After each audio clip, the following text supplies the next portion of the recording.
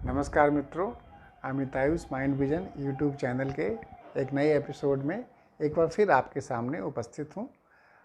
आज हम लोग चर्चा करने जा रहे हैं कोविड-19 वैक्सीन और उससे जुड़ी विभिन्न मानसिक स्वास्थ्य संबंधी पहलुओं की। इस विषय पर चर्चा इसलिए करना चाह रहा हूँ क्योंकि आप में से बहुत सारे मित्रों ने इस संबंध में हमें मैसेज कर इस बारे में जानकारी जाननी चाहिए है। तो सोचा क्यों नहीं आप लोगों को अलग अलग जवाब देने से अच्छा है कि इस विषय में आपसे जो उपलब्ध नॉलेज है, जो रिसर्च है, वो साझा करूँ। साथियों, इससे पहले कि हम लोग विभिन्न मानसिक स्वास्थ्य पहलुओं पे चर्चा करें कोविड-19 वैक्सीन की, उसके पहले हमें ये समझना ज़रूरी है कि आखिर ये जो वैक्सीन है ये करता क्या है। साथियों, जिस तरीके से कोविड-19 ने दुनिया भर में अपना पाँव पसारा है और अभी जल्द ही थोड़े दिन पहले ही हम लोग दूसरी लहर को झेल चुके हैं और उसकी जो तबाही है, तबाही का मंचर, चाहे वो लोगों की मौत के मामले में हो या जो लोग बच गए उनके आगे की समस्याओं के बारे में हो या फिर हमारे जो जीवन पे जो असर पड़ा है, लॉकडाउन्स हैं, मार्केट्स जहाँ तहाँ बंद पड़े हुए हैं, बच्चों के स्कूल नियमित रूप से नहीं चल पा रहे हैं, लोगों के काम धंधे रुक गए हैं, आपकी आमदनी का स्रोत कम गया है। मतलब कोविड-19 ने न केवल हम लोगों को के जीवन को सीधे तौर पर प्रभावित किया है हमारी जान को लेकर, बल्कि इसने हमारे पूरे सामाजिक आर्थिक जीवन को अस्त व्यस्त कर दिया है, ठप कर दिया है। बहुत ही भयावह स्थिति बहुत ज़्यादा लोगों के लिए इसने पैदा की और इस स्थिति में वैक्सीन, जिसके बारे में आज हम लोग चर्चा करने जा रहे हैं, वो एक बहुत ही उपयोगी हथियार साबित हो सकता है इस बीमारी से लड़ने में। तो साथियों, आज का जो एपिसोड है उस पर हम लोग दो अलग अलग पहलुओं पर चर्चा करेंगे। जो सबसे पहली चर्चा होगी हमारी, वो वैक्सीन को लेकर होगी। इन जनरल, सामान्यतः वैक्सीन क्या करता है और वैक्सीन क्यों लेना चाहिए। और दूसरी जो हमारी सेगमेंट होंगी आज के एपिसोड में, उस पर हम लोग कोविड-19 से जुड़े विभिन्न मानसिक पहलुओं पर संक्षिप्त चर्चा करेंगे। तो चर्चा की शुरुआत करते हैं कि कोविड-19 की वैक्सीन करती क्या है। साथियों, हमारे वैज्ञानिकों ने युद्ध स्तर पर काम करके बहुत ही कम समय में, शायद मानव इतिहास में पहली बार 1 साल के अंदर ही वैज्ञानिकों ने इस महामारी से लड़ने के लिए कोरोना वायरस का टीका तैयार कर लिया है। और ये अपने आप में हम सबों के लिए गर्व का विषय भी है और इसके साथ साथ इसने कई सारे संदेह भी लोगों के मन में पैदा की है कि आखिर 1 साल में जो टीका आया होगा वो कितना प्रभावी होगा, वो उसके साइड इफ़ेक्ट कैसे होंगे, क्या वो काम करेगा या नहीं करेगा। साथियों, अगर आप अपने स्मरण शक्ति को देखना चाहें तो शायद ही हम सबों के जीवन में ऐसा कभी समय आया होगा जब हम लोगों ने वैक्सीन को लेकर इतनी ज़्यादा चर्चा की हो। तो हमें आज ये समझना है सबसे पहले कि आखिर कोविड-19 वैक्सीन करती क्या है और क्यों इसकी उपयोगिता है। सबसे पहले तो अगर हम एक आदमी के तौर पर ले लें, जैसे मैं खुद को ले लूँ, तो वैक्सीन का क्या काम होगा मेरे लिए। साथियों, वैक्सीन एक दवाई नहीं है। वैक्सीन दवाई नहीं है। दवाई क्यों नहीं है? क्योंकि दवा आप तब लेते हो जब आपको बीमारी हो जाती है। आपको बुखार होता है तब आप दवाई लेती हो, बुखार कम जाती है। वैक्सीन एक प्रिवेंटिव टेक्निक है, मतलब बीमारी होने के पहले के बचाव की एक विधि है। और ये जो प्रिवेंशन होता है, ये जो बीमारी से बचाव होता है, ये 2-3 तरह के होते हैं। एक कि आपको बीमारी हो ही ना, दूसरा अगर बीमारी हो भी जाए तो बीमारी गंभीर ना हो, और तीसरा अगर बीमारी गंभीर हो भी जाए तो आपकी मौत ना। तो ये तो हो गया कि एक आदमी के लेवल पे बचाव, कि अगर एक व्यक्ति ने टीका लिया हुआ है तो उसको इस वैक्सीन के क्या क्या फ़ायदे मिल सकते हैं। एक जो दूसरे लेवल का बचाव है, जो बहुत ही महत्वपूर्ण वो भी है, वो है पूरे सामाजिक लेवल पे किस तरीके से काम करती है। साथियों, ऐसा देखा गया है कि जितने ज़्यादा लोगों को कोरोना का टीका लगता है, जब कभी वायरस की एक नई लहर जब पैदा होती है, तो क्या होता है कि आप में जो प्रतिरोधक क्षमता, जिसको एंटीबॉडी कहते हैं वायरस से लड़ने के लिए, जब वो बन जाती है तो वायरस को फैलने के लिए जगह नहीं मिलती है। जैसे आप ऐसे समझें कि आपके घर में 10 लोग रह रहे हैं और 10 में से आप 7 लोगों ने टीके लगवा लिए, और आपके एक बगल के घर में भी 10 लोग रह रहे हैं और वहाँ पे किसी ने टीका नहीं लगवाया है। तो अब क्या होगा कि जब वायरस ये आएगी अगली लहर, और अगली लहर जब आएगी तो मान लीजिए कि इसमें से आप में से 10 लोग बाहर जाते हैं और दूसरे घर वाले भी 10 लोग बाहर जाते हैं, तो आपके घर में जो 7 लोग, जो 10 लोगों को लगा है टीका, हो सकता है कि इसमें से 1-2 लोगों को ही हो, या जिनको हो भी जाए वायरस वो बहुत हल्के फुल्के लक्षण होकर ठीक हो जाएंगे, या उनके मृत्यु की संभावना बहुत कम जाएगी। और जिन लोगों ने नहीं लगवाया है टीका, वो बगल के घर के 10 लोग अगर वो घूम फिर रहे हैं बिना किसी बचाव के, तो ये हो सकता है कि उनमें से सबों को इन्फेक्शन हो जाए। इन्फेक्शन हो तो काफ़ी गंभीर हो जाए कुछ लोगों को, और कुछ लोगों की मौत भी हो जाए। और अगर यही हमने देखा है दूसरे वेव में कि इतनी जल्दी चूँकि ये वायरस फैलता है कि पूरी की पूरी जो हमारी व्यवस्था है वो ओवरवेल्म हो जाती है। मतलब अस्पताल में बेड नहीं मिलते, ऑक्सीजन नहीं मिलती, और मजबूरन सरकार को लॉकडाउन जैसे कठोर कदम उठाने पड़ते हैं, जिसका हमारे जीवन पे काफ़ी विपरीत असर पड़ता है। चाहे वो हमारी आमदनी हो, चाहे बच्चों की पढ़ाई लिखाई हो, या जीवन की और जो ज़रूरी चीज़ें होती हैं। और आप देख सकते हैं कि किस तरीके से दूसरे लहर ने उन लोगों को भी उतना ही प्रभावित किया है जिनको कोरोना वायरस नहीं हुआ था। तो साथियों, कहने का ये मतलब है कि ये जो टीका है ये एक प्रिवेंशन, मतलब बचाव का तरीका है, अलग अलग तरीके से बचाता है। और अगर ज़्यादा से ज़्यादा लोग ये टीका लेंगे तो हमें ऐसी स्थिति का सामना नहीं करना पड़ेगा कि हमें लॉकडाउन की स्थिति आए, और हमारी ज़िंदगी संभवतः अगर अलग अलग लहर आने के बावजूद भी सामान्य तरीके से चलती रहेगी। तो टीके के जो फ़ायदे हैं मुख्य रूप से ये 2 हैं। और जो नुकसान की बात करते हैं, जो साइड इफ़ेक्ट की बात करते हैं, इसको लोग वैक्सीन हेजिटेंसी के नाम से जानते हैं, कि टीके को लेकर लोगों में बहुत ज़्यादा असमंजस की स्थिति है।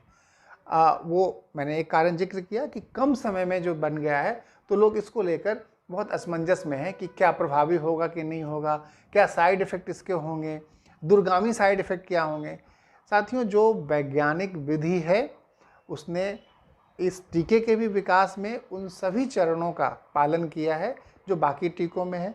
चूँकि बीमारी गंभीर थी, पूरी दुनिया को ठप करके रखी हुई थी, इसलिए जो रिसर्च हुए काफ़ी जल्दी हुए, ट्रायल्स हुए जल्दी हुए, और ट्रायल्स के नतीजे संतोषजनक हैं।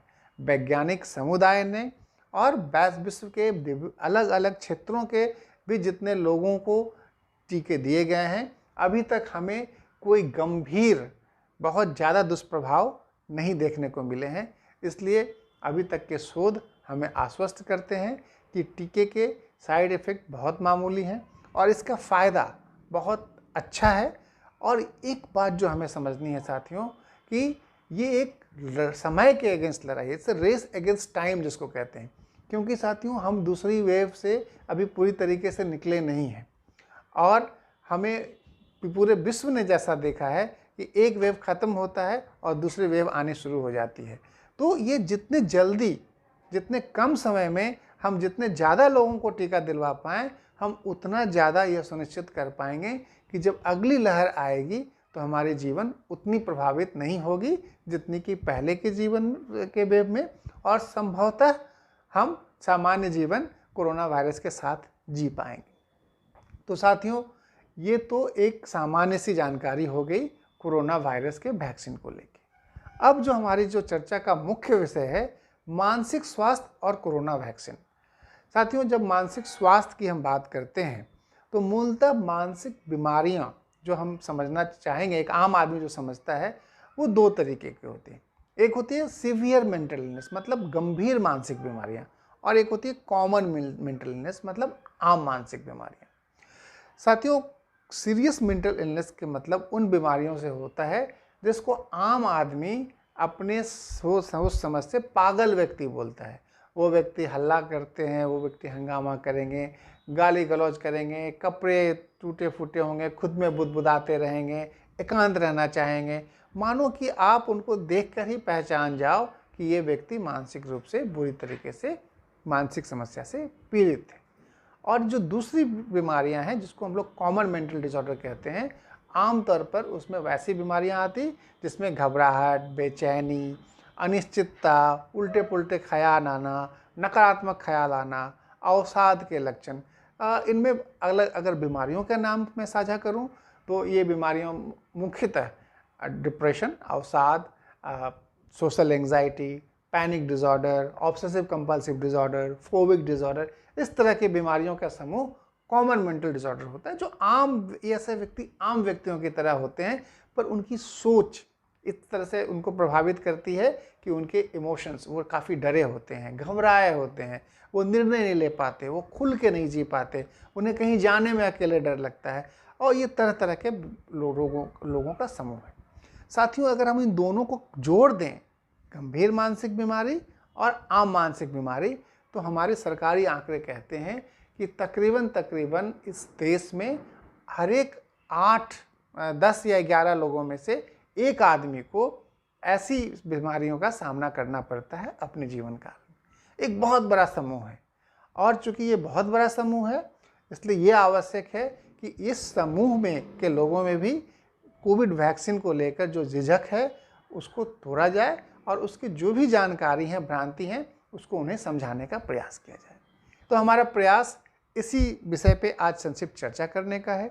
सबसे पहले हम लोग चर्चा करेंगे गंभीर मानसिक बीमारी का। ये वो समूह है जो बहुत लंबे समय से ज़्यादातर केस, जिसको schizophrenia, bipolar mood disorder, severe obsessive compulsive disorder जैसे बीमारियों से ये पीड़ित है। और आम तौर पर इनमें से ज़्यादा लोग जो हैं उनको कोई ना कोई शारीरिक बीमारी भी होती है, ऐसा रिसर्च कहते हैं। क्योंकि इनकी जो जीवन शैली होती है या इनका जो तौर तरीका होता है, जिस तरीके से इनके साथ समाज में व्यवहार होते हैं, तो एक बहुत ही स्वस्थ ज़िंदगी ये नहीं जीते हैं।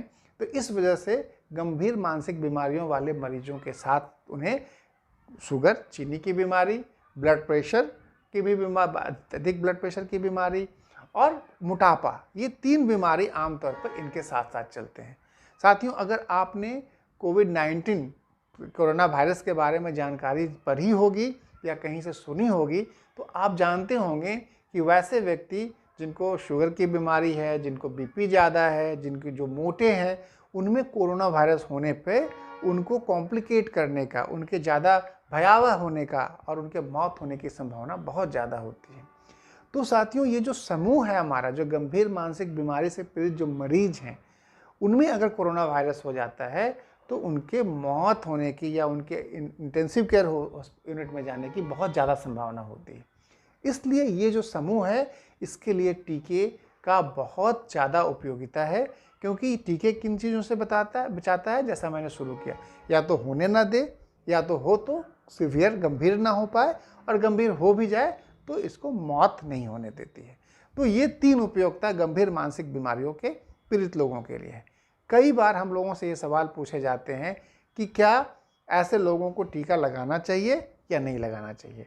हमारा स्पष्ट जवाब है, ऐसे लोगों को प्राथमिकता के आधार पर टीके लगाने चाहिए। ऐसा रिसर्च ने भी दावा किया है, क्योंकि इन लोगों में इन्फेक्शन होने के बाद कॉम्प्लिकेशन होने की बहुत ज़्यादा संभावना होती है। अब जो दूसरा सवाल ऐसे समूहों में पूछा जाता है कि क्या इन लोगों को टीके लगाने के पहले इनकी दवा बंद कर देनी चाहिए? कतई नहीं, क्योंकि जब आप जो वैक्सीन लेते हैं उसके एंटीबॉडी बनने की प्रक्रिया और जो बीमारी की जो दवाएं हैं उनका एक दूसरे से किसी तरह का कोई टकराव नहीं है।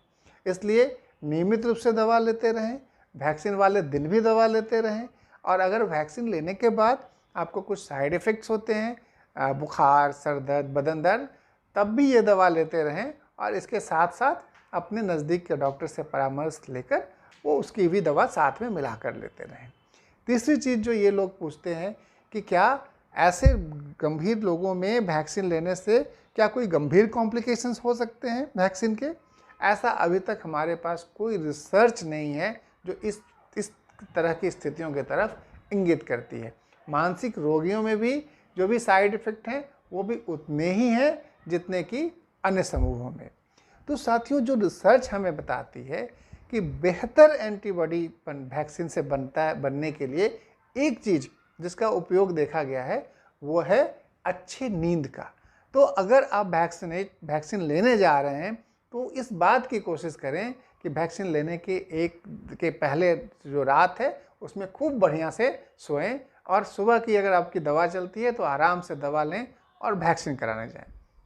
जो दूसरी चीज़ बताई गई है रिसर्च में कि अगर अच्छी एंटीबॉडी बननी है वैक्सीन के लेने के बाद, तो आपकी शारीरिक गतिविधि जितनी अच्छी होगी उतनी ज़्यादा आपके एंटीबॉडी बनेंगे। तो अगर आप और ज़्यादा सुनिश्चित करना चाहते हैं कि वैक्सीन का प्रभाव अच्छा हो, तो मेरी सलाह होगी कि आप वैक्सीन लेने के पहले एक्सरसाइज वगैरह कुछ दिन पहले से नियमित एक्सरसाइज जैसे मॉर्निंग वॉक, योगा, प्राणायाम करने लगें और वैक्सीन लेने के बाद भी ये करते रहें। इससे न केवल अच्छी एंटीबॉडी बनेगी बल्कि आपकी सेहत में भी अच्छा सुधार आएगा। तीसरी जो कंसर्न्स होते हैं, कई सारे गंभीर मानसिक रोगी तरह तरह के नशे के व्यसन के आदी होते हैं, शराब के, तंबाकू के, और हम सब जानते हैं कि इसका दवाइयों से भी टकराव है और आपके स्वास्थ्य पे भी इसका नकारात्मक असर पड़ता है। तो कई लोग ये पूछते हैं क्या नशे का सेवन बंद करना पड़ेगा या नशे का सेवन कम कर दें या टीके के दिन नशा न लें। साथियों, वैज्ञानिक रिसर्च हमें कोई प्रमाण नहीं देते कि आपके नशे करने से आपके टीके का कोई उसका साइड इफ़ेक्ट बढ़ जाता है या घट जाता है, लेकिन आमतौर पर ऐसा देखा गया है कि जो लोग ज़्यादा नशे का सेवन करते हैं उनकी एंटीबॉडी, उनकी इम्यून सिस्टम थोड़ी कमज़ोर होती है।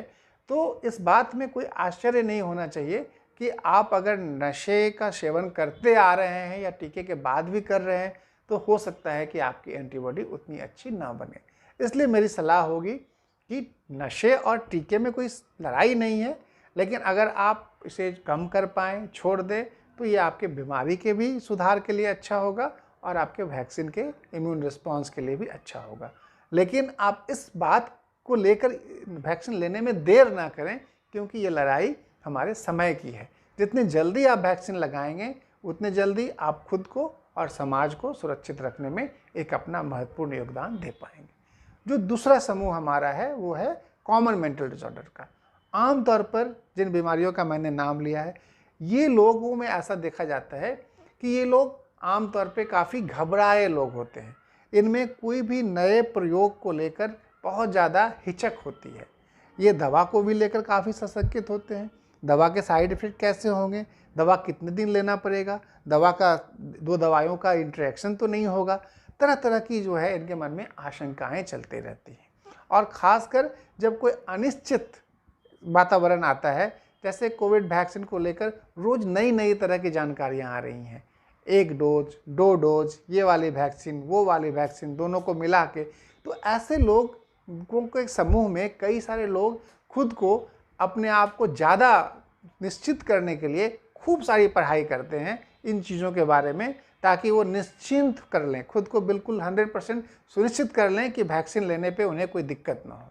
साथियों, ये तो आपकी मन स्थिति है। ये वैक्सीन की बात हो या कोई भी नई चीज़, आपके लिए ये समस्या हमेशा बनी रहेगी। लेकिन मैं आपको आश्वस्त करता हूँ कि आप निश्चित होकर वैक्सीन लें। ऐसा हमारे पास कोई प्रमाण नहीं है कि एंग्जाइटी डिसऑर्डर्स के लोगों में वैक्सीन लेने के बाद किसी तरह के अलग साइड इफ़ेक्ट्स होते हैं आम आदमी के तुलना में, और ऐसा हमारे पास कोई प्रमाण नहीं है कि ऐसे लोगों में जो प्रतिरोधक क्षमता जो बनती है वैक्सीन से, वो किसी तरह से अलग होती है। तो रही बात कि क्या आप इस जो वैक्सीन की उपयोगिता को कैसे बढ़ाएं।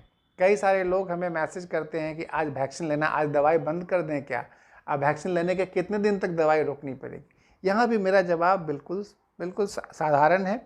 आप दवाई अगर आप ले रहे हैं और आप मानसिक इन बीमारियों से पीड़ित हैं, अपनी दवा को कतई बंद ना करें, क्योंकि दवा बंद करेंगे आपके मन में फिर नकारात्मक सोच आएगी। हो सकता है इससे आपके वैक्सीन लेने का निर्णय प्रभावित हो, या फिर आप इतने घबरा जाएं, आपकी मानसिक स्थिति इतनी बिगड़ जाए कि आप वैक्सीन लेने के बाद वैक्सीन का साइड इफ़ेक्ट तो ना हो, लेकिन आपके मन में इस तरह के बदलाव हों कि वैक्सीन लेने के बाद आपको बेचैनी के दौरे पड़ने लगें और आप सोचने लगें कि हमारे वैक्सीन का साइड इफ़ेक्ट तो नहीं हो गया है।